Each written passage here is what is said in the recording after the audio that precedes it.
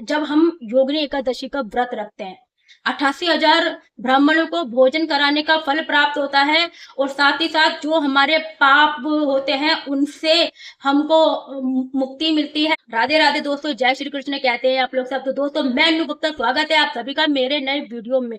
तो दोस्तों, आज मैं आपसे योगिनी एकादशी के व्रत के बारे में आपसे बात करने जा रही हूँ। बहुत से लोगों में कंफ्यूजन है इस चीज को लेकर के कि योगिनी एकादशी का व्रत 21 तारीख को है या 22 तारीख को है। तो दोस्तों, 22 जून 2025 को योगिनी एकादशी का व्रत है, तो इसमें कोई भी संशय नहीं है।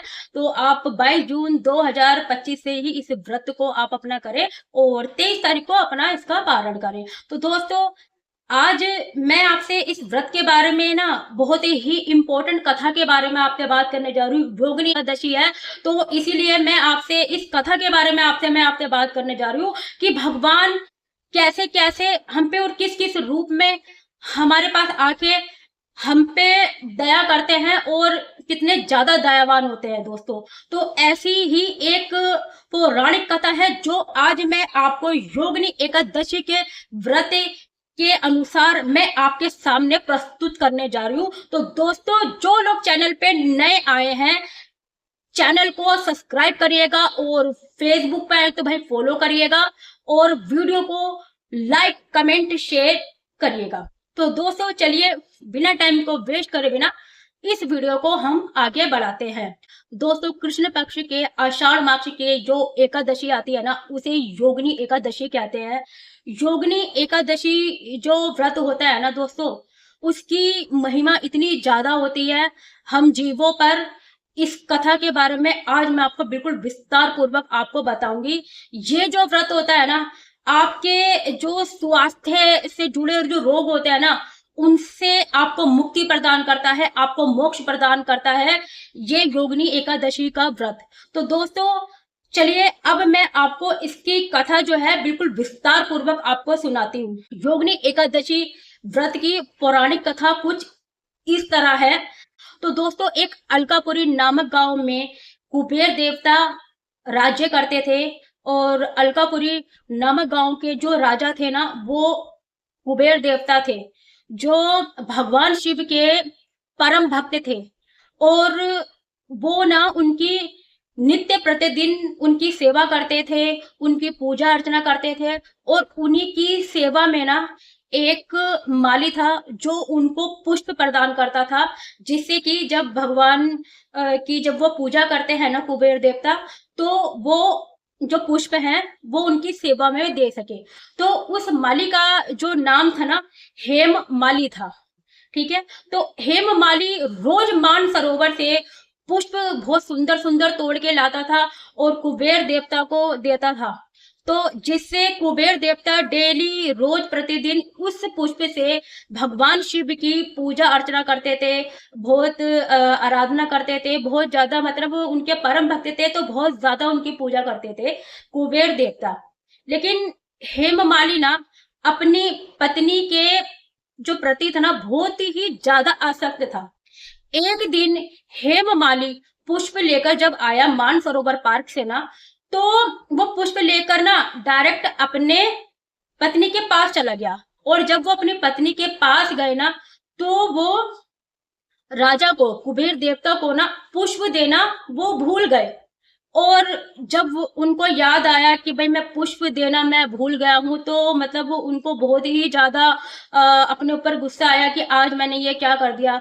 तो इसी वजह से फिर वो बाद में पुष्प लेके जब वो कुबेर देवता के पास गए ना, तो दोस्तों कुबेर देवता हेममाली के ऊपर ना इतने ज्यादा क्रोधित हुए, इतने ज्यादा क्रोधित हुए कि उनको दंड दे दिया इस प्रकार कि भाई तुम मेरी पूजा में, भगवान शिव की पूजा में विघ्न डालते हो और तुमने आज मुझे पुष्प भी लाकर नहीं दिए, तो मैं तुमको श्राप देता हूं कि तुम्हें कोढ़ हो जाएगा और तुम स्वर्ग लोक से तुम धरती पर चले जाओगे।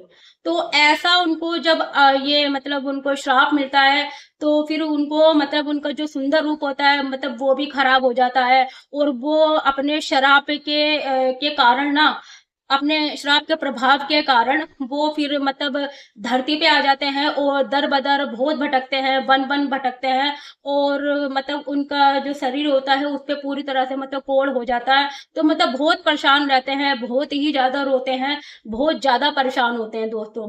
तो इसी तरह एक दिन हिमालय पे जो हेममाली थे ना, मार्कंडे ऋषि के पास पहुंचे, और वहां पहुंचकर उनके पास जब गए तो मार्कंडे ऋषि ने उनसे पूछा कि हे वत्स, तू कौन है और तेरी ये दशा कैसे हुई।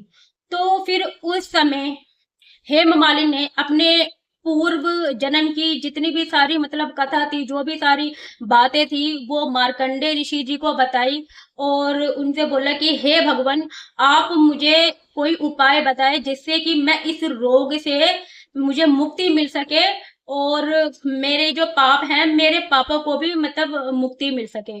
तो तभी ऋषि मार्कंडे जो होते हैं ना, मार्कंडे ऋषि जो हैं, वो तभी हेममाली को योगिनी एकादशी व्रत विधि पूर्वक करने के लिए उनसे कहते हैं, और उनसे कहते हैं कि तुम योगिनी एकादशी का जो व्रत है आप विधि पूर्वक करो। आप इस व्रत को विधि पूर्वक करोगे तो जो आपके शरीर का, आपकी त्वचा से रिलेटेड जितना भी सारा रोग है ना, वो रोग आपका दूर हो जाएगा और आप अपने पापों से मुक्त हो जाओगे। तो दोस्तों फिर इसी तरह से पूरे विधि विधान के साथ जो हेममाली थे, उन्होंने इस व्रत को बिल्कुल तरीके से करा, और अपने इस रोग से ना मुक्त होकर के, अपने इस रोग से मुक्त होकर के फिर वो स्वर्ग लोक को चले गए। और जैसे उनका शरीर पहले मतलब सुंदर था, और बिल्कुल उसी तरह से वो स्वर्ग लोक को चले गए। तो इस तरह से उन्होंने अपने दुख का, अपने रोग का इस व्रत के अनुसार ना मतलब इसका मुक्ति पाया था उन्होंने, इसे योगिनी एकादशी के व्रत से।